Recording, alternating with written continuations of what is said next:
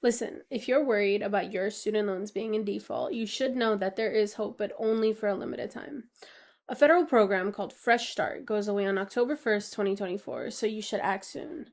Use this one-time program to get out of default, repair your credit, become eligible for other loans like mortgages, and stop collection actions being made against your tax refunds, wages, social security, or disability benefits.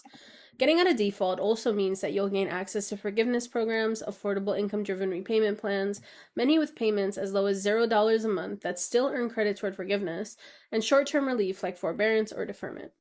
To enroll, contact your loan servicer by September 30th and request a fresh start. Not sure who your loan holder is? Check your studentaid.gov dashboard by scrolling down to the My Loan Servicer section. After enrolling, your loan's transferred to a non-default servicer. Default history is removed from your credit report, and you can apply for an income-driven repayment plan.